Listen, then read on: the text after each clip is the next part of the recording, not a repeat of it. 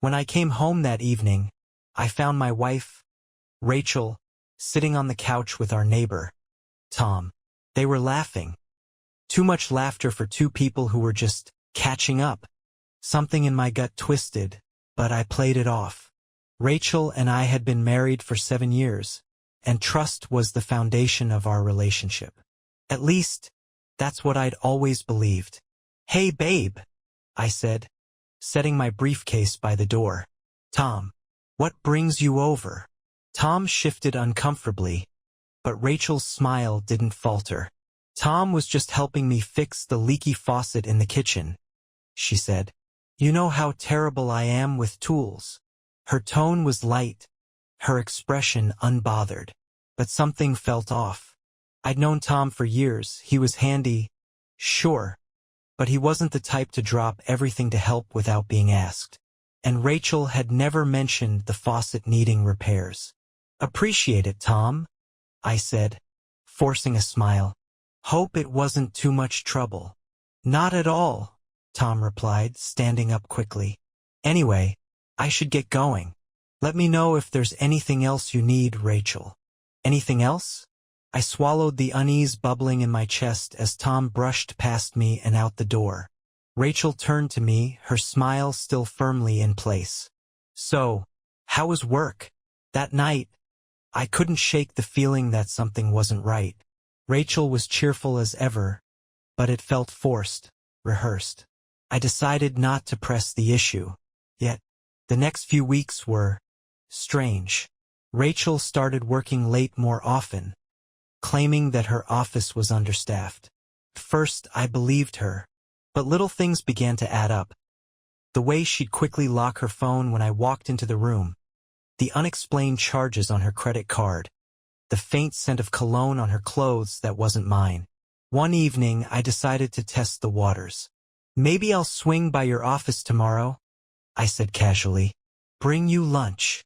Rachel froze for half a second before recovering. "That's sweet, but you don't need to. I'll probably be in meetings all day." Her excuse was plausible, but her reaction wasn't. My gut told me to dig deeper. I started small, checking her phone when she left it unattended. She'd always been protective of her privacy, but now it seemed excessive. When I finally got a chance to look, I found a series of messages from someone saved as Karen Work. The conversations were vague but flirtatious, and there was no doubt in my mind that Karen wasn't a Karen at all. The tipping point came on a Friday night. Rachel had said she was going to a girls' night with her friends, but something didn't sit right with me. After she left, I waited an hour and then decided to follow her. I wasn't proud of it, but I needed answers. Her car was parked outside a trendy downtown restaurant. Through the window, I saw her sitting at a corner table with Tom. They were leaning in close, laughing, and sharing a bottle of wine. My chest tightened, and for a moment, I thought about confronting them. But I held back. I needed more than just my suspicions. Over the next week, I began documenting everything. I installed a small camera in the living room, where Rachel and Tom often chatted when I wasn't around. I checked phone records, combed through her emails, and even hired a private investigator to confirm what I already knew deep down. The PI's report was thorough. Rachel and Tom had been meeting regularly for months at hotels, bars, even his house when his wife was out of town. The betrayal cut deeper than I'd expected. This wasn't a fling. It was an affair. But the final blow came when I discovered that Rachel had been siphoning money from our joint account. Thousands of dollars were unaccounted for, and the PI's investigation revealed she'd been using it to fund weekend getaways with Tom. I didn't confront her immediately. Instead, I planned my exit. I transferred the remaining money into a private account, consulted a lawyer, and prepared divorce papers. I wasn't going to let her take anything more from me. The night I served her the papers, I played the footage from the living room camera on our TV. Rachel's face went pale as she watched herself and Tom laughing, touching, planning their little escapades. "How long?" I asked, my voice cold and steady. She opened her mouth to speak, but no words came out. For once, Rachel didn't have an excuse. The divorce was finalized within months. Rachel tried to fight for the house, but the evidence of her affair made the proceedings swift and decisive in my favor. Tom's wife left him, and last I heard, he'd moved out of town. As for me, I've started over. It wasn't easy, but the weight of the betrayal no longer hangs over me. Rachel's actions taught me a harsh but valuable lesson. Trust is fragile, and once it's broken, there's no going back. Now, when I think about that night, I don't feel anger or sadness. I feel relief.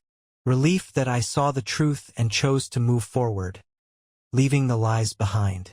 After the divorce, life settled into a new kind of normal. The house felt emptier without Rachel, but also lighter. I filled the silence with new hobbies, reconnecting with old friends, and diving into work. For a while, I thought the worst was behind me. But as anyone who's been betrayed knows, the past has a way of finding you when you least expect it. It started with an email. The sender's address was unrecognizable, but the subject line sent a jolt through me. We need to talk about Rachel. Against my better judgment, I opened it. The message was brief but cryptic. Asterisk, I think we have something in common. Meet me at the coffee shop on 5th at 3 p.m. tomorrow. Asterisk, there was no name, no explanation. My first instinct was to ignore it, but curiosity got the better of me. Who could this be? Another one of Rachel's victims? Someone looking for revenge? The next day, I arrived at the coffee shop early, scanning the crowd for anyone who looked out of place. A woman in her late 30s approached me, her dark hair tied back and a guarded expression on her face. "Are you Nathan?" she asked, her voice low.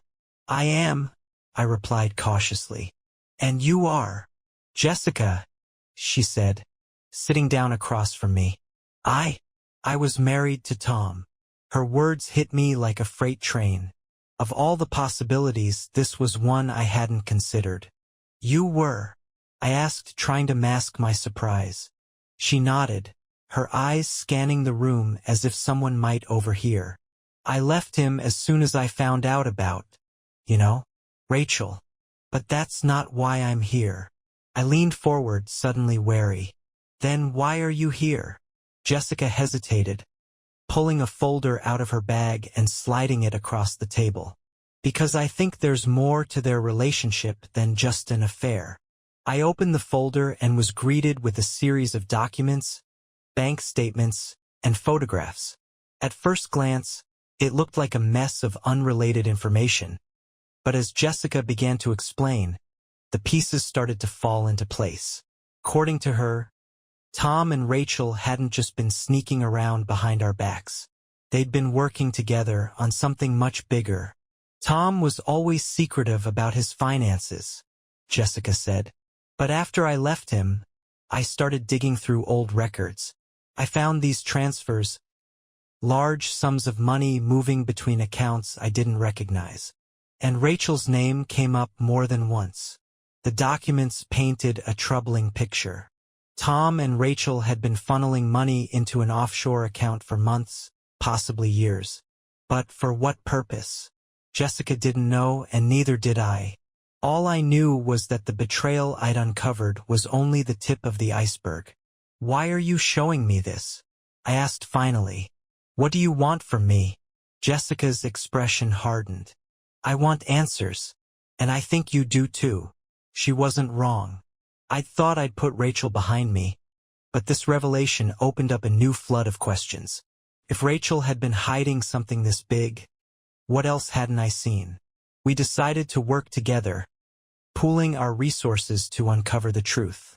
Over the next few weeks, we pieced together a timeline of transactions and cryptic messages that hinted at a larger scheme. It wasn't until we found an encrypted email chain that things started to make sense.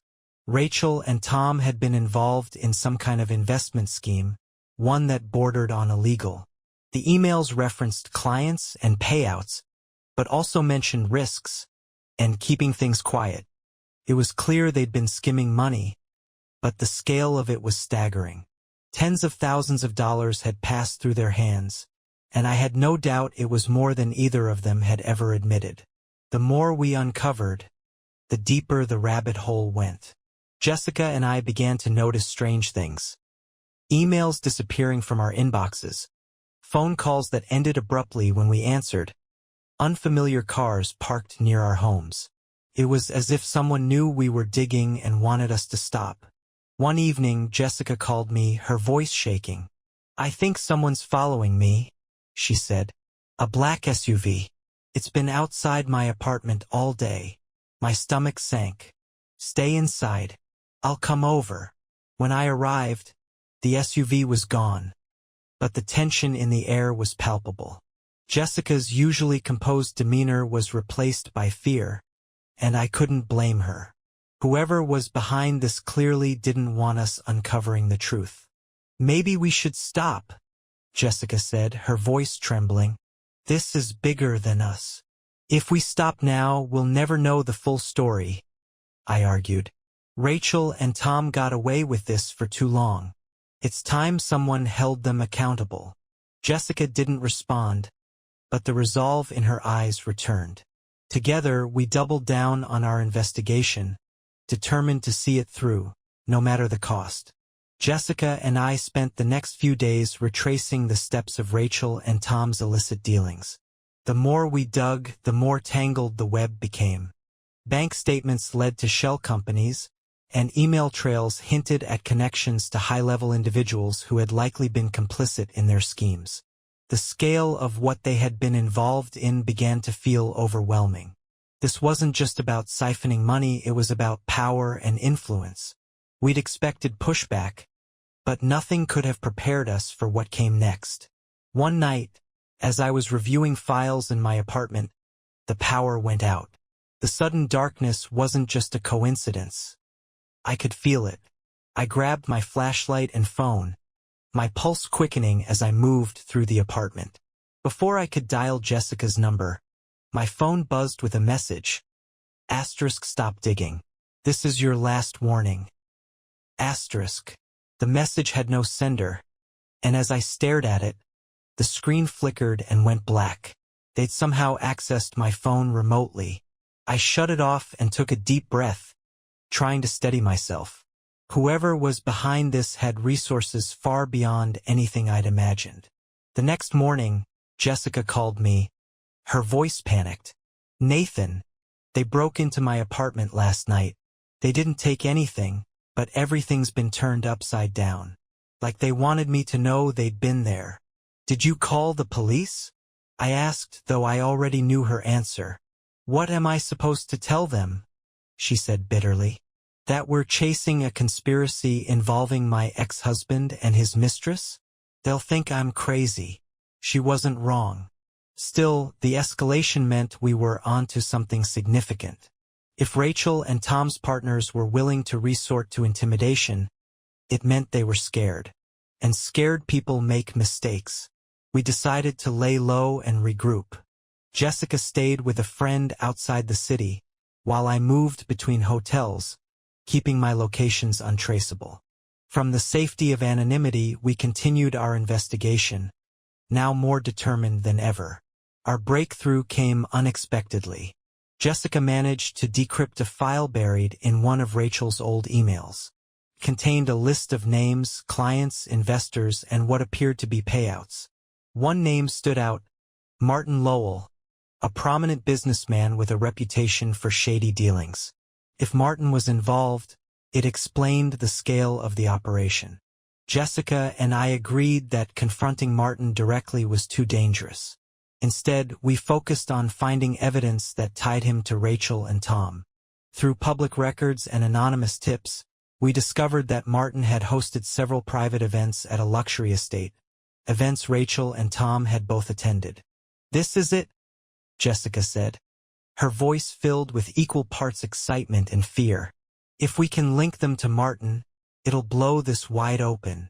And put targets on our backs," I reminded her. "We're already targets," she said. "The only way out is through." We decided to stake out one of Martin's upcoming events.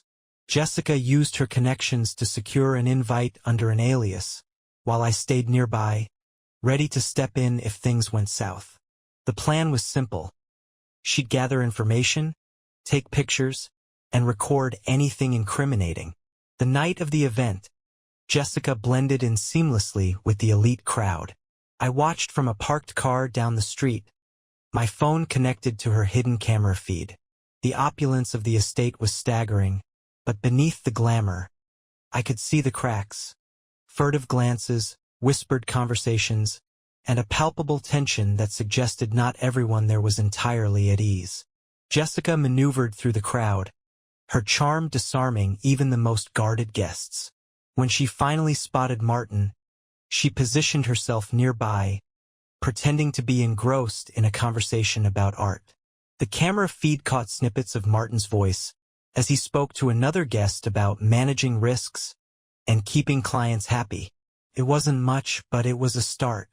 As the night wore on, Jessica's luck took a turn. One of the servers approached her with a message. "Mr. Lowell would like to speak with you." Jessica froze, her eyes flicking toward the camera. I clenched my fists, powerless to help her from where I was. "Play it cool," I whispered, hoping she'd hear me through the feed. She followed the server to a private room where Martin waited, his demeanor equal parts charm and menace. "I don't believe we've met," he said, offering his hand. Jessica shook it, her smile never wavering. "No, but I've heard a lot about you." "I'm sure you have," Martin said smoothly. "Tell me, what brings you to my little gathering?" Jessica deflected with practiced ease, spinning a story about networking and shared interests. But Martin's eyes never left hers, and I could tell he didn't buy a word of it. "Well," he said finally, his smile sharp, "I do hope you're enjoying yourself, but be careful who you trust. Not everyone here has your best interests at heart." Jessica excused herself as quickly as she could without raising suspicion. The moment she was out of the room, she whispered into the hidden mic, "I'm leaving. Now." I started the car, my heart pounding as I waited for her. When she finally slipped into the passenger seat, she was pale but determined. "He knows," she said. "Then we're running out of time," I replied. The pieces were coming together, but the closer we got to the truth, the more dangerous it became. Whoever Martin was protecting, and whatever Rachel and Tom's roles had been, it was bigger than anything we'd imagined, and we were in way over our heads. Jessica and I knew the stakes were higher than ever after her confrontation with Martin Lowell. The tension between us was palpable as we reviewed the footage she'd captured at the estate. The incriminating snippets of conversation were compelling but not conclusive enough to bring Martin's operation crashing down. We needed more, something undeniable. "He knows we're onto him," Jessica said, pacing the room. "If we keep this up, he'll come for us harder than ever." "Which is why we need to be smarter," I replied, trying to steady my nerves. "We're close, Jessica. Too close to stop now." She stopped pacing, her gaze locking onto mine. "Then we go after the source. Martin isn't the only one pulling the strings. There's someone above him, someone bigger. I know it." Her words hung in the air like a challenge. She wasn't wrong. The deeper we'd gone, the more evident it became that Martin was a key player but not the mastermind. We decided to follow the money, the one thread that could lead us to whoever was orchestrating this web of corruption. Jessica's skills as a researcher proved invaluable. She traced financial records, shell companies, and offshore accounts, connecting dots that painted a damning picture. It all pointed to a man named Victor Harlow, a reclusive billionaire known for his philanthropic facade, but with whispers of illicit dealings following him for years. Victor's name wasn't just tied to Martin. It was woven into nearly every major transaction we'd uncovered. "Victor Harlow," Jessica said, showing me a photo of the man at a gala, his silver hair and perfectly tailored suit exuding power. "If Martin's the enforcer, Harlow's the architect. Then we need to expose him," I said. But how do we even get close to someone like that? Jessica hesitated, then pulled up another file. There's a charity event next week. Exclusive, high profile. Harlow's hosting it. If we can get in, we might find what we need. Another gala? I asked, my stomach sinking at the thought of repeating the risky stunt we just pulled. It's our best shot, she insisted. But this time we go in prepared. No improvising. The plan was ambitious, bordering on reckless. Jessica used her network to forge invitations and secure a wardrobe that allowed us to blend seamlessly with the elite crowd. This time we both went undercover, each armed with hidden cameras and microphones. The goal was simple: gather enough evidence to tie Victor to the illegal operation and, if possible, identify the full scope of his involvement. The night of the event, the atmosphere was electric. The venue was a sprawling mansion, its grand ballroom glittering with chandeliers and filled with the hum of polite conversation and clinking glasses. Jessica and I split up, agreeing to stay in constant contact through discreet earpieces. I navigated the crowd, keeping an eye on Victor. He was holding court at the center of the room, surrounded by admirers and sycophants. His charm was undeniable, but there was an edge to him, a predator hiding behind a polished smile.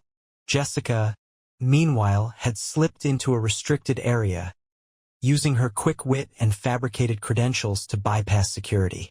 Her voice crackled in my ear. I'm in. Looks like his office is on the second floor. Cameras everywhere, but I've got a blind spot. Be careful, I whispered, my gaze darting around to make sure no one was paying me undue attention. While she worked upstairs, I stayed close to Victor, trying to pick up anything useful from his conversations. It didn't take long for him to notice me lingering. His sharp eyes met mine, and he smiled, beckoning me over. I don't believe we've met, he said, extending a hand. Victor Harlow. Nathan Carter, I replied, grasping his hand firmly. A pleasure to meet you. Your event is impressive. Well, we do what we can, he said with a chuckle. And what brings you here, Mr. Carter? Business or pleasure? A bit of both, I said, forcing a smile. I've heard a lot about your philanthropic work. It's inspiring. Ah, flattery will get you everywhere, Victor said, his smile widening. But let me give you a piece of advice, Nathan. In a room like this, it's not about what you say, it's about what you don't understand. The subtle threat in his tone wasn't lost on me. Before I could respond, a commotion upstairs drew his attention.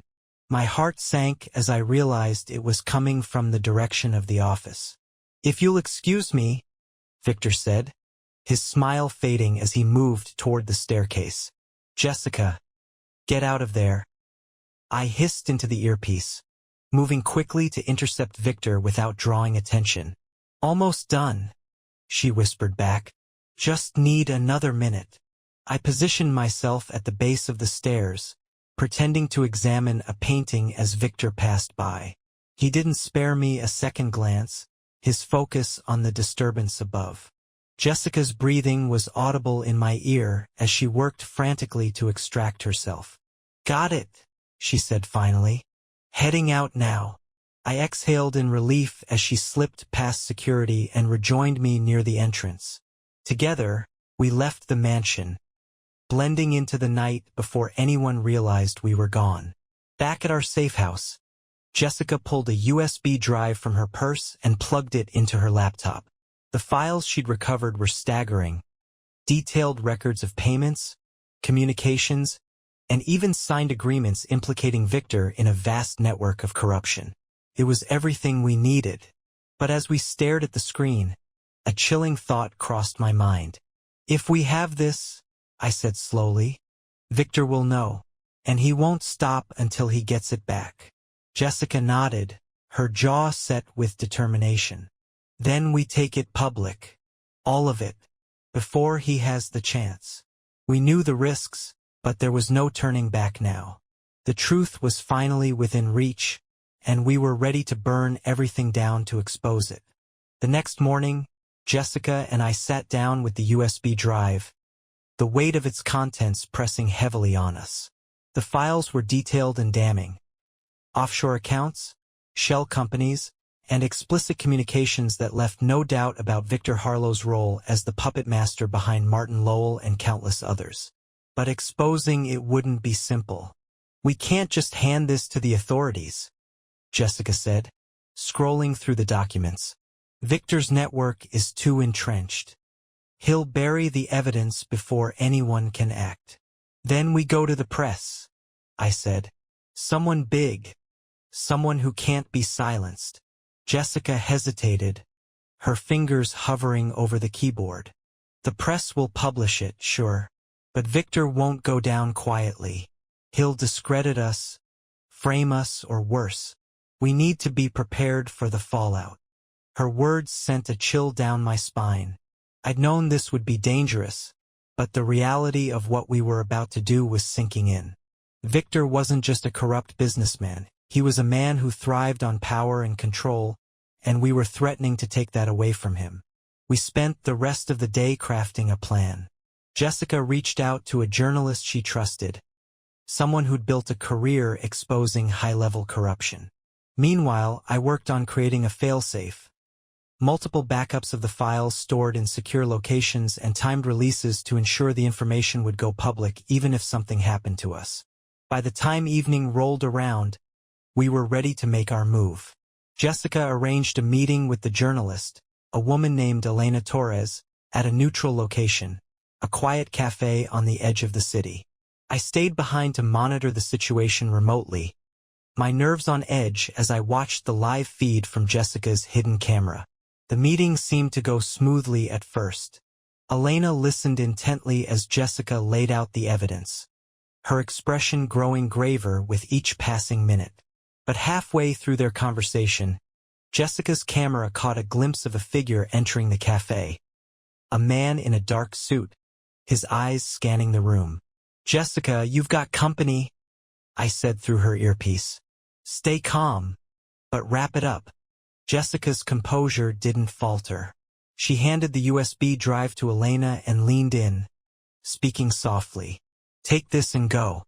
Now, if you're being followed, don't go home. Use the escape route we discussed." Elena nodded, her professionalism unshaken.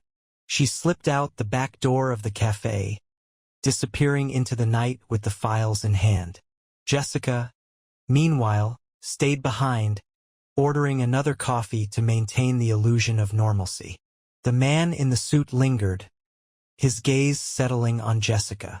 She noticed him but didn't react, her calm demeanor a stark contrast to the storm brewing beneath the surface. After a tense few minutes, the man left, but I knew it wasn't over. Jessica returned to the safe house an hour later, her face pale but resolute. "Elena made it out," she said, dropping into a chair. "But they're on to us. Victor's people know we're moving against him." "Then we need to move faster," I said. "Once Elena publishes the story, Victor's empire will start to crumble. We just have to survive until then." The next 48 hours were a blur. Elena's team verified the files and began drafting the exposé. Meanwhile, Jessica and I stayed on high alert, changing locations every few hours and monitoring for signs of pursuit. The pressure was relentless, but we knew we were on the verge of something monumental. Finally, the day arrived. The story broke in the early morning hours, plastered across every major news outlet. The headlines were damning. Billionaire Victor Harlow exposed in massive corruption scandal. Details of his network, the money laundering, the bribery, the manipulation were laid bare for the world to see. The fallout was immediate. Authorities raided Victor's offices and froze his accounts. His associates scrambled to distance themselves, and public outrage reached a fever pitch. For the first time in years, Victor Harlow was vulnerable. But the victory was short-lived. That evening, as Jessica and I prepared to leave the safe house, a black SUV pulled up outside. My heart sank as I realized we'd been found. Jessica grabbed her bag, her expression steely. "We have to go," she said, her voice steady despite the fear in her eyes. We slipped out the back door and into the shadows, sticking to alleys and side streets as the sound of approaching footsteps grew louder. The chase was harrowing, but we'd prepared for this. Using a series of pre-planned routes, we managed to evade our pursuers and make it to a rendezvous point where a trusted contact was waiting. As we drove away from the city, leaving the chaos behind, I finally allowed myself to breathe. Jessica sat beside me, her gaze fixed on the horizon. "We did it," she said softly. "We actually did it." I nodded, the weight of everything we'd endured settling over me. Victor Harlow's empire was crumbling, and though the road ahead was uncertain, we'd done what we set out to do: expose the truth. But as the city lights faded in the rearview mirror, I couldn't shake the feeling that this wasn't the end. People like Victor didn't go down without a fight, and I knew he'd do everything in his power to rebuild what he'd lost. For now, though, we had one thing he couldn't take away: freedom. And as long as we had that, we had a chance to start over. The following weeks were a blur of cautious optimism and sleepless nights. The world's eyes were fixed on Victor Harlow's crumbling empire, with news outlets churning out exposés on his network of corruption and the far-reaching consequences of his fall. Jessica and I stayed in the shadows, monitoring the fallout from a safe distance. The revelations shook more than just Harlow's immediate circle. Politicians, business executives, and even law enforcement officials were implicated in his web of deceit. Arrests were made daily, and the public demanded accountability from those who had enabled his rise to power. It should have felt like victory, but instead, it felt like the calm before a storm. Jessica and I remained on edge. Victor might have been exposed, but his resources hadn't vanished overnight. Reports hinted that some of his most loyal associates had gone underground, and whispers of a potential counterstrike began circulating in the darker corners of the web. One evening, as we sat in the dimly lit living room of a rented cabin deep in the mountains, Jessica's phone buzzed with a notification. She picked it up, her face illuminated by the screen. Her expression darkened. "It's Elena," she said, showing me the message. The journalist had uncovered something alarming: a series of financial transactions linked to a new entity, one that bore all the hallmarks of a restructured version of Victor's operation. The amounts were smaller, the players less high-profile, but the intent was clear. Victor's network was rebuilding piece by piece. "We need to stop this before it gains traction," Jessica said, her voice resolute. "If we let him recover, everything we've done will mean nothing." "Agreed," I said, "but we can't keep playing defense. We need to hit them where it hurts." Jessica nodded, and we began devising a plan to dismantle the remnants of Victor's network. Using the data Elena had shared, we traced the financial transactions to several key locations: storage facilities, offshore accounts, and a discreet headquarters in a suburban office park. It wasn't the sprawling empire it once was, but it was enough to pose a threat. Our first move was to disrupt their communications. Jessica's expertise in cybersecurity proved invaluable as she hacked into their servers, intercepting emails and planting misinformation. By the time Victor's associates realized their network had been compromised, it was too late. Next, we coordinated with Elena to leak the new findings to the press. The story broke just as Victor's remaining allies began to regroup, throwing their plans into disarray. The public's fury reignited, and law enforcement ramped up their efforts to root out the remnants of his operation. But as we celebrated these small victories, we couldn't ignore the growing sense of danger. Victor himself was still at large, and his silence was deafening. He hadn't fled the country or issued a public statement. He'd simply disappeared, and that made him more dangerous than ever. One night, as we reviewed the latest intel, a notification popped up on Jessica's screen. It was a message from an encrypted email address we didn't recognize. The subject line read, "Let's talk." "Don't open it," I said immediately. Jessica hesitated but eventually nodded. "It's probably a trap, but it means they know we're still involved." We decided to relocate again, moving to a remote cabin in a different state. The constant running was exhausting, but it was necessary. Victor's reach might have been weakened, but it wasn't gone. We couldn't afford to let our guard down. Despite the fear and uncertainty, Jessica and I found moments of solace in each other's company. The bond we'd forged during this ordeal was unshakable, built on trust and shared purpose. Together, we'd faced dangers that few could understand, and together, we'd survived. Months passed, and the world slowly moved on from Victor Harlow's scandal. New headlines took center stage, and the public's attention shifted. But Jessica and I knew better than to let our vigilance waver. We'd seen firsthand what people like Victor were capable of, and we'd learned that true justice was a long, winding road. One afternoon, as we hiked through the forest near our new home, Jessica stopped suddenly and turned to me. "Do you think we'll ever stop running?" she asked, her voice tinged with both hope and doubt. I considered her question carefully. "Maybe not completely," I admitted, "but we're not the same people we were when this started.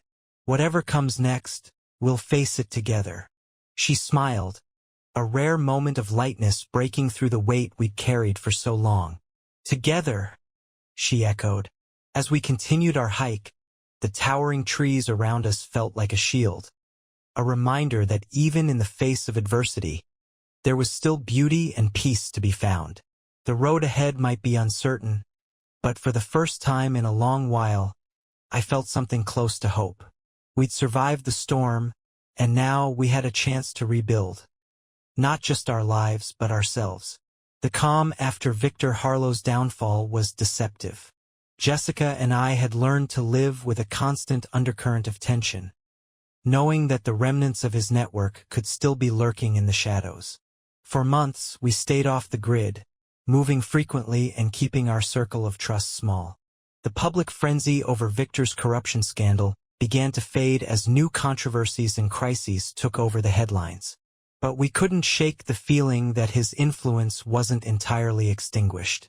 Small, almost imperceptible ripples, discrete payments, reactivated shell companies, whispers of new players in the same old game, told us the fight wasn't over.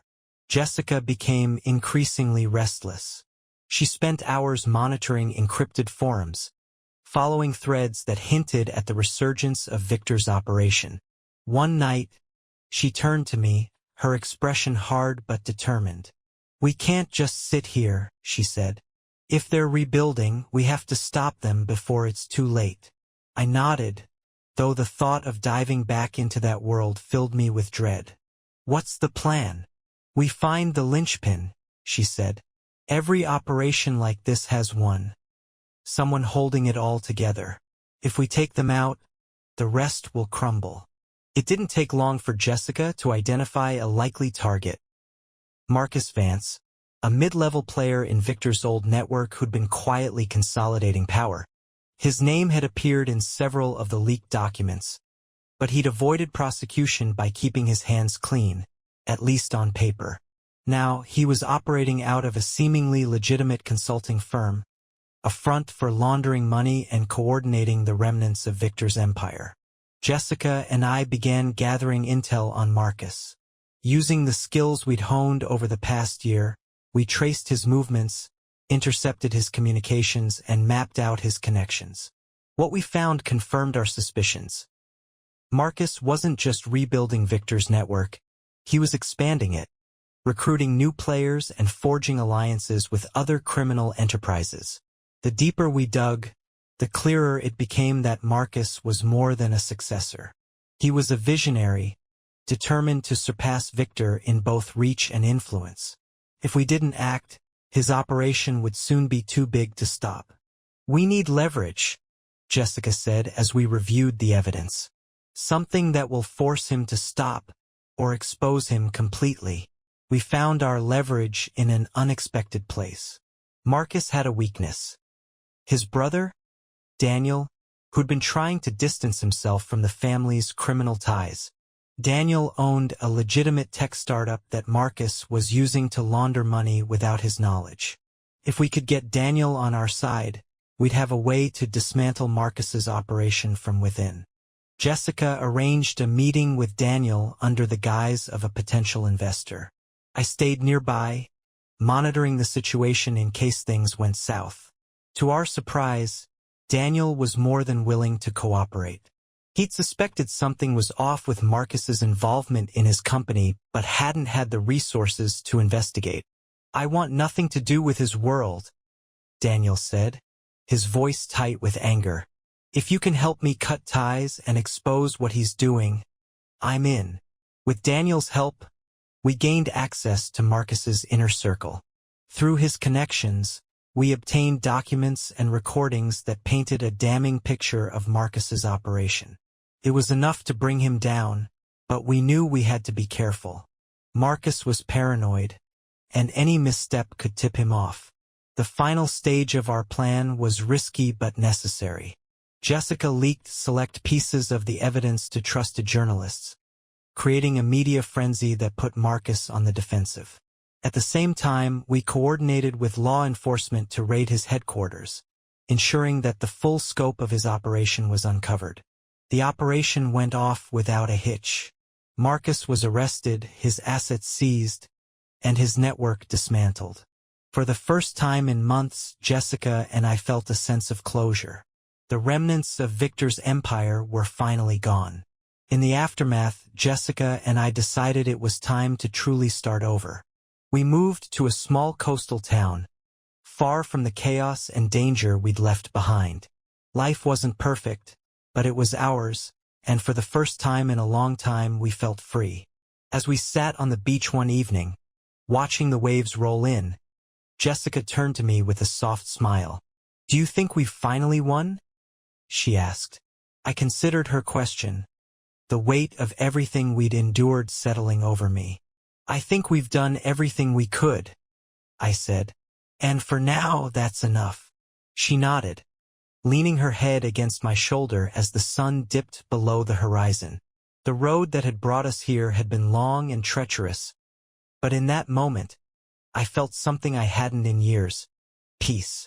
Months passed in our small coastal town, and for the first time in what felt like forever, Jessica and I started to settle into a rhythm.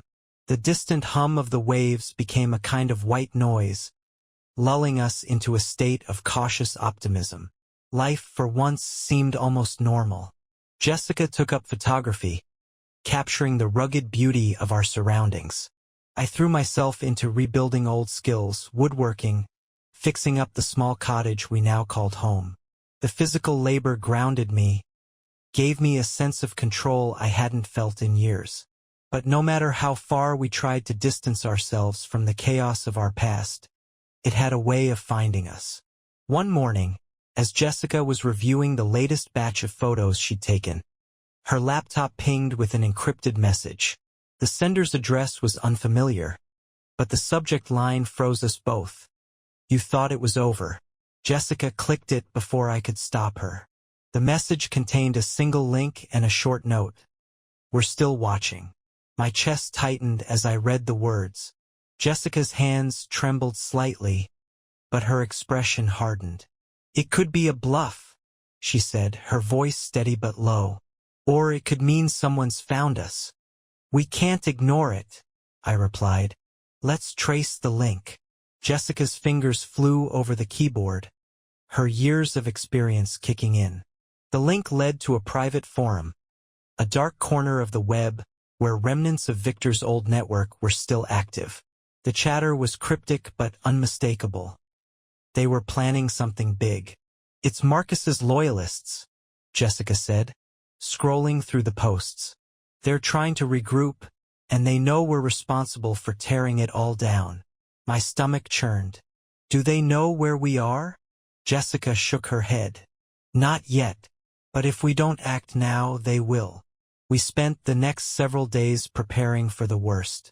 Jessica's cybersecurity expertise was our first line of defense. She fortified our digital presence, creating layers of encryption and misdirection to throw off anyone trying to trace us. Meanwhile, I focused on securing our physical space, reinforcing doors and windows, installing a sophisticated surveillance system.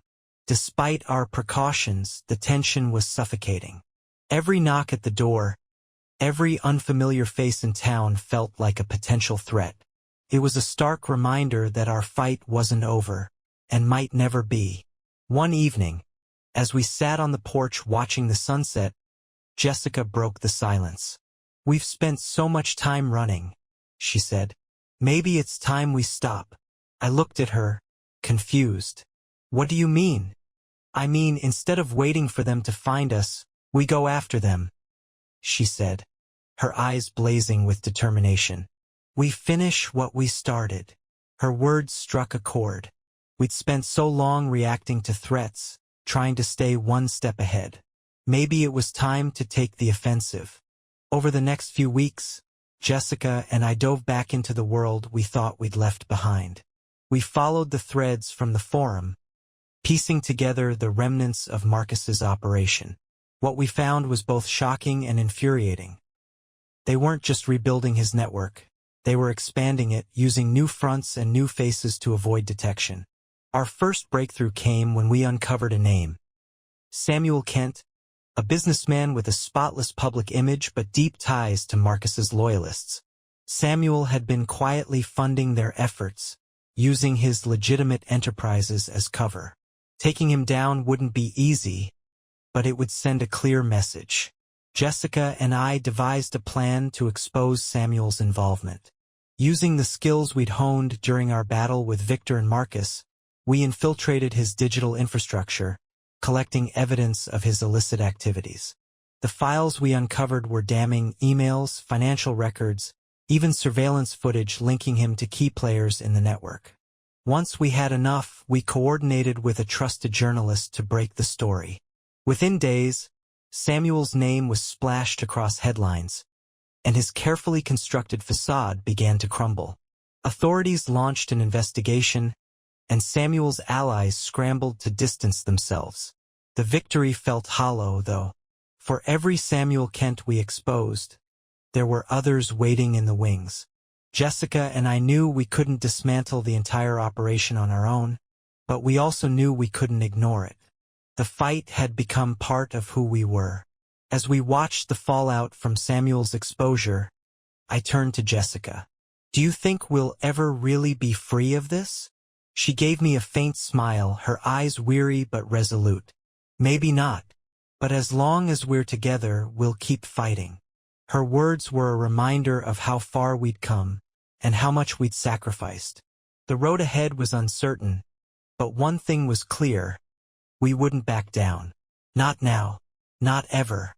As the dust settled from Samuel Kent's exposure, Jessica and I faced a strange mix of relief and unease. While one piece of the puzzle had been removed, the bigger picture still loomed over us. The remnants of Victor Harlow's network were far from destroyed, and every step we took forward revealed new threats on the horizon. In the weeks that followed, Jessica's vigilance only grew. She monitored encrypted forums and financial channels late into the night, her determination unwavering. I split my time between supporting her efforts and trying to maintain a semblance of normalcy. We knew our fight wasn't over, but we needed moments of peace to remind us what we were fighting for. Then, one evening, Jessica came to me with a look I'd learned to dread. She placed her laptop on the table and turned the screen toward me. "I found something," she said. The screen displayed a map with several points marked in red, each connected by a series of lines. "What am I looking at?" I asked.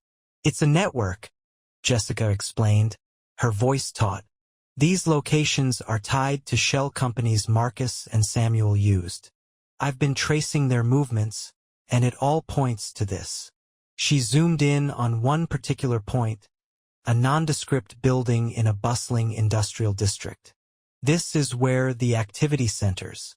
If the operation is being rebuilt, it's happening here."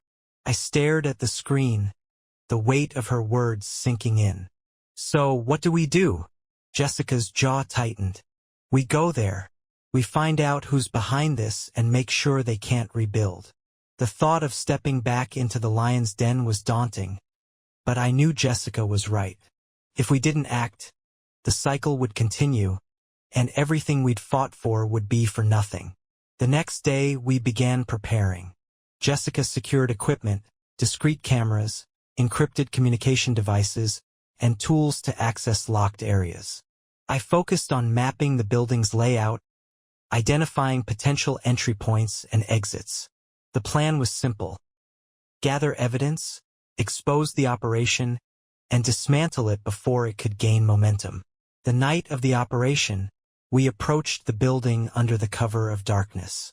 Jessica and I moved quietly, sticking to the shadows as we made our way inside. The interior was sparse but functional, with rows of desks and computer terminals glowing faintly in the dim light. It looked like any ordinary office, but we knew better. Jessica quickly got to work, accessing one of the terminals while I kept watch. Her fingers flew across the keyboard as she navigated through layers of encryption. "Got it," she whispered. "Emails, transaction logs, even video feeds. This is bigger than I thought." I moved closer, glancing at the screen. The files Jessica had uncovered revealed connections to high-ranking officials, multinational corporations, and even law enforcement agencies. The scope of the operation was staggering. Then, a sound broke the silence, the faint click of a door opening. Jessica froze, her eyes darting to me. "We're not alone," I said, my voice barely audible. Footsteps echoed down the hall, growing louder with each passing second. Jessica quickly disconnected her device, pocketing the data. We slipped into a nearby storage room, holding our breath as the footsteps passed. Through the crack in the door, I saw two men, both armed, scanning the area. "They know someone's here," Jessica whispered. "We need to get out," I replied. "Now." We waited until the men moved further down the hall, then slipped out of the storage room and made our way to the exit. Every step felt like an eternity, but we finally reached the door and disappeared into the night. Back at our safe house, Jessica reviewed the data we'd retrieved. The evidence was damning, implicating individuals who'd managed to avoid scrutiny during the initial fallout from Victor's downfall. "This is it," she said, her voice filled with both exhaustion and triumph. "We can end this." The next few days were a whirlwind of activity. Jessica and I worked tirelessly to compile the evidence into a comprehensive report. We contacted trusted journalists and provided them with the files, ensuring the story would reach the public before anyone could intervene. When the exposé broke, the reaction was explosive. Arrests were made, and the remaining threads of Victor's network were unraveled. The operation we'd uncovered was dismantled piece by piece, and for the first time, it felt like we'd truly made a difference. But as we watched the news coverage from our small cottage, Jessica turned to me, her expression somber. "Do you think it's really over this time?" she asked. I didn't answer immediately. Instead, I took her hand, squeezing it gently. "I think we've done everything we can, and for now that's enough." She nodded, leaning her head against my shoulder. The fight had taken its toll, but it had also brought us closer than ever. Together, we'd faced unimaginable challenges and come out stronger on the other side. As the sun set over the horizon, casting a warm glow over the waves, I allowed myself to hope. Maybe, just maybe, we'd finally found a way to move forward. In the weeks following the exposé, Jessica and I found ourselves grappling with an unfamiliar sensation. Quiet.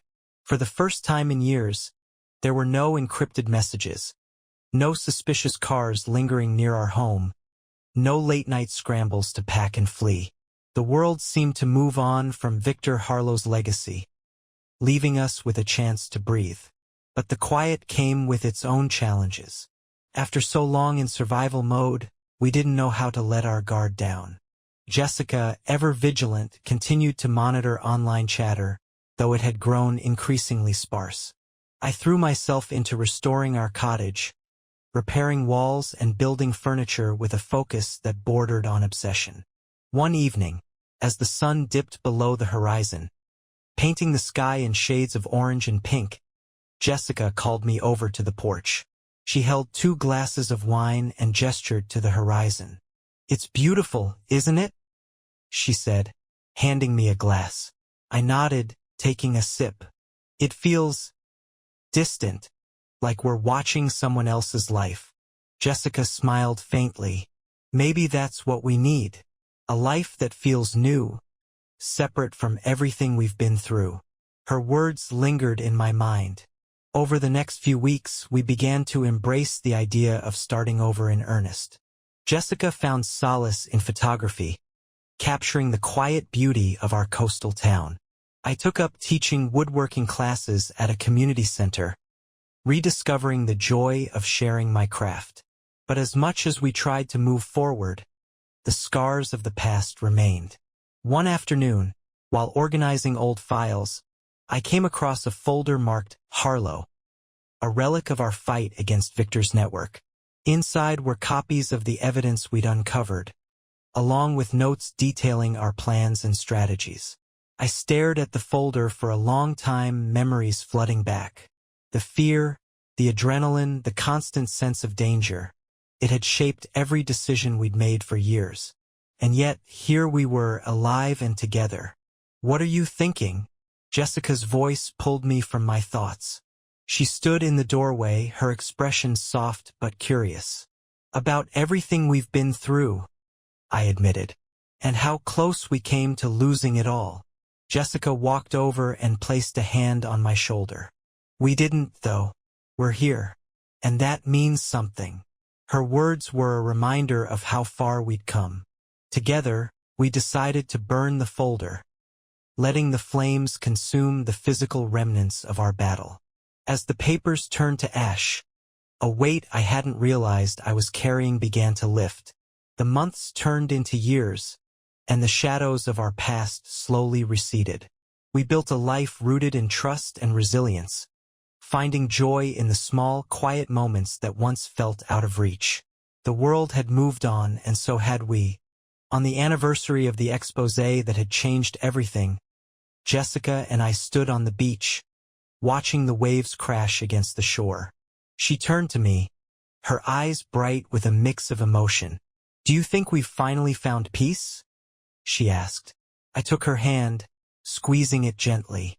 "I think we've earned it." As the sun set, casting its golden light over the horizon, I allowed myself to believe it. After all the betrayals, the battles, and the losses, we'd carved out a place for ourselves in the world. And for the first time, it felt like home. The years after our final confrontation with Victor Harlow's legacy brought a slow, steady transformation. Jessica and I had moved from survival to living, though the scars of the past lingered in subtle ways. A cautious glance over the shoulder, a moment of hesitation when meeting someone new. But the shadows no longer dictated our every move. Our small coastal town became more than just a hiding place. It became a sanctuary. Jessica's photography blossomed into a full-fledged career. Her work, capturing the quiet resilience of nature and the raw beauty of the human spirit, gained recognition far beyond our little corner of the world. Exhibitions in nearby cities brought people eager to see the world through her lens. I found solace in teaching. The woodworking classes I'd started at the community center turned into something more significant. I began working with young people who needed direction, teaching them not just the craft but the patience and discipline it required. Watching their confidence grow with every piece they finished was a quiet reward I hadn't expected. One evening, as we sat together in our living room, Jessica brought out an envelope with a familiar logo. The gallery hosting her latest exhibition. "What's this?" I asked, setting down my book. "It's an invitation," she said, handing it to me. "They want to host a retrospective of my work. But not just my photography, our story. They think it could inspire people. I looked at her, unsure of how to respond. The idea of sharing our journey, the betrayals, the battles, and the victories, felt both empowering and terrifying. "What do you think?" I asked. Jessica hesitated, then smiled. "I think it's time. We've spent so long hiding from the world. Maybe it's time to show people what resilience looks like." The exhibition opened 6 months later. The gallery's halls were lined with Jessica's photographs. Landscapes, portraits, moments of quiet beauty, but interspersed among them were artifacts of our journey. Copies of the exposé, photos from the years we'd spent unraveling Victor's network, and excerpts from the journal Jessica had kept during those turbulent times. The response was overwhelming.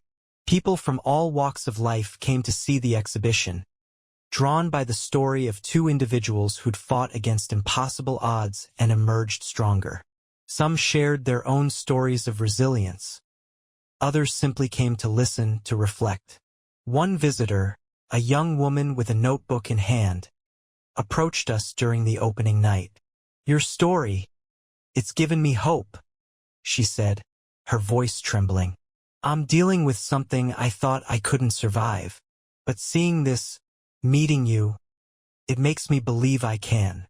Her words brought a lump to my throat. For so long, Jessica and I had fought to survive, to find peace. We'd never imagined that our struggles might help someone else find their strength. As the exhibition continued, Jessica and I found ourselves reflecting on how far we'd come. The life we'd built wasn't perfect, but it was ours, and it was filled with purpose. The past no longer defined us, it had shaped us, but it didn't control us. On the final night of the exhibition, Jessica and I stood in the gallery, surrounded by her photographs and the fragments of our story. The room was quiet now, the visitors gone, but the energy of their presence lingered. Jessica turned to me, her eyes shining. "Do you think we've finally let it all go?" I considered her question, then took her hand. "I think we've turned it into something new, something that can't hurt us anymore." As we left the gallery that night, stepping into the cool evening air, I felt a sense of closure I hadn't realized I needed. The fight was over, and the life we'd rebuilt was full of promise. For the first time in years, I felt truly free. Jessica squeezed my hand as we walked, her smile reflecting the peace we'd fought so hard to find. Together, we had faced the worst and come out stronger. And together, we would continue to move forward, one step at a time. Months after the exhibition closed, Jessica and I returned to our coastal sanctuary, carrying with us a profound sense of renewal. Sharing our story with the world had been both cathartic and challenging, but it left us with a sense of closure that neither of us had expected. The shadows of Victor Harlow's legacy no longer loomed over our lives. Life began to take on a gentle rhythm. Jessica's photography career flourished, with new opportunities pouring in from galleries and publishers. She found joy in capturing moments of raw beauty, each frame a testament to the resilience she discovered within herself. I expanded my woodworking program, mentoring a group of local teenagers who reminded me of the strength that can emerge from adversity. One afternoon, while working on a project in the shop, Jessica appeared in the doorway. She was holding a letter, her expression a mix of curiosity and hesitation. "It's from Elena," she said, referring to the journalist who had been instrumental in exposing Victor's network. "She wants to meet." I wiped my hands on a rag, my heart tightening at the thought. "Did she say why?" Jessica nodded. "She's working on a book. She says it's about the human cost of corruption, and she wants to include our story."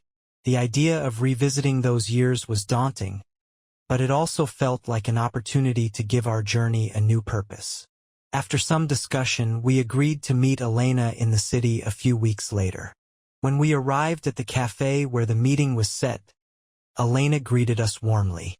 She had the same determined energy I remembered, but there was a gentleness to her now, as if years of chasing the truth had softened her edges. "Thank you for coming," she said, motioning for us to sit. "I know this can't be easy." "It's important," Jessica replied. "If our story can help others, then it's worth telling." For hours we spoke with Elena, recounting the events that had shaped us. The betrayals, the battles, the moments of doubt and resilience, we laid it all bare. But this time, there was no fear in reliving the past. Instead, it felt like we were reclaiming it, turning the darkest chapters of our lives into a beacon for others. As the conversation wound down, Elena leaned forward, her expression thoughtful. "Do you ever think about what might have been?" she asked. "If Victor had never come into your lives?" Jessica glanced at me, a small smile playing at her lips. "We used to, but not anymore. Everything we've been through has brought us here. And here, it's not perfect, but it's enough."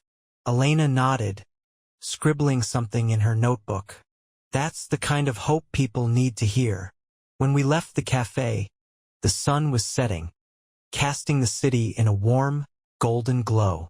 Jessica slipped her hand into mine, and for a moment, we stood in silence, watching the world move around us. "Do you think we've finally put it all behind us?" she asked quietly. I squeezed her hand, the answer clear in my mind. "I think we've turned it into something we can carry, and that's enough." In the days that followed, life continued its steady course. Jessica began planning her next photography project, a series focused on resilience and renewal. I threw myself into building a new community workshop, eager to create a space where others could find strength through craft. One evening, as we sat on the porch watching the waves, Jessica turned to me with a curious expression. "What do you think the next chapter looks like?" she asked. I smiled, leaning back in my chair. "Whatever it is, we'll write it together." As the ocean breeze carried the scent of salt and freedom, I felt a deep sense of peace. The journey that had brought us here had been fraught with pain and uncertainty, but it had also forged a bond that nothing could break. Together, we'd faced the worst and found our way to the light. And together, we'd keep moving forward, one step at a time. The months that followed felt like an entirely new chapter, one free from the shadows of the past. Jessica's photography project on resilience and renewal began to take shape, with each frame reflecting not only the strength of her subjects but the journey we'd traveled together. Her work resonated deeply with people, and she found herself in demand for exhibitions and talks across the country. Meanwhile, the community workshop I'd started had grown into something bigger than I ever imagined. What began as a small woodworking class had evolved into a hub for creativity and mentorship, a space where people came not just to learn a craft, but to share their stories. It felt good to give back, to help others build something tangible while working through their own struggles. One day, as I was sanding the edge of a table I'd been working on, Jessica walked into the workshop with a bright smile on her face. She held up an envelope, the kind of thick, elegant stationery that usually carried significant news. "What's that?" I asked, setting down my tools. "An invitation," she said, handing it to me. "It's from the National Art Collective. They want me to showcase my new series in their flagship gallery." I whistled low, impressed. "That's a big deal." "It is," she said, her smile widening. "And they want me to give a keynote speech about the power of resilience in art." I reached for her hand, squeezing it gently. "You're going to be amazing." Her eyes softened. "I couldn't have done any of this without you." The weeks leading up to the event were a whirlwind of preparation. Jessica threw herself into perfecting her speech, while I helped frame and transport her photos. The gallery opening was a grand affair, with art enthusiasts, critics, and everyday people mingling among the displays. Jessica's work was the centerpiece, her photographs capturing moments of raw beauty and quiet strength that left the audience spellbound. When it was time for her speech, the room fell silent. Jessica stepped onto the stage, her presence commanding yet approachable. She began by sharing the story of how her art had been shaped by our journey, how the darkest moments of her life had given her a new perspective on light and resilience. "We all face moments that test us," she said, her voice steady and warm. "Moments that break us down and make us question everything we've known. But those moments can also be a beginning, a chance to rebuild, to create something new from the pieces." Her words resonated deeply, and when she finished, the applause was thunderous. I felt a swell of pride as I watched her smile, the glow of the stage lights catching the sparkle in her eyes. This was her moment, a culmination of everything she'd fought for. After the event, as we walked back to our hotel, Jessica leaned into me. "Do you think we've finally found our place?" she asked. I thought about the journey we'd taken, the battles we'd fought, and the peace we'd worked so hard to build. "I think we've made our place," I said, "and it's exactly where we're meant to be. Life didn't become perfect, it never does, but it became ours, shaped by the strength we'd discovered and the love that had carried us through." Together, we faced each new day with the knowledge that while the past would always be a part of us, it no longer defined us. We were free to move forward, step by step, creating a future as bright and boundless as the horizon before us. Years later, Jessica and I found ourselves back on the same beach where so much of our journey had unfolded. The waves lapped gently at the shore, their rhythm a comforting reminder of the constancy we'd found amidst so much change. This time, though, the peace felt deeper, more permanent. Jessica had achieved incredible success in her photography, her work gracing galleries around the world. Her latest series focused on the concept of rebirth, each photograph a tribute to the human capacity to rebuild. I, too, had found fulfillment in my workshop, which had become a cornerstone of our small community. Together, we had created a life that was as rewarding as it was unassuming. As the sun set that evening, Jessica turned to me with a thoughtful expression. "Do you ever think about how far we've come?" she asked. I smiled, slipping my hand into hers. "Every day. But I think what amazes me more is how we've built something so steady out of so much chaos." Her eyes sparkled in the fading light. "Do you ever wish things had been different? That we hadn't gone through all of that?" I considered her question carefully before answering. "I used to, but now I see it as part of our story, one that brought us to where we are. Without it, we wouldn't have learned how strong we could be." Jessica nodded, a soft smile spreading across her face. "Me too. It's strange, isn't it? How something so painful can lead to something so beautiful." We sat in silence for a while, watching the horizon. The chapter of our lives defined by betrayal, fear, and survival had finally given way to one of peace and purpose. It wasn't perfect, but it was ours. As the stars began to dot the sky, Jessica reached into her bag and pulled out a small, worn journal, the one she'd kept during those turbulent years. "I think it's time we let this go," she said softly. I looked at the journal, its pages filled with the raw emotions of our past. "Are you sure?" She nodded. "It served its purpose. We don't need to hold on to it anymore." We walked to the water's edge, the cool waves washing over our feet. Jessica held the journal for a moment longer, then gently placed it into the surf.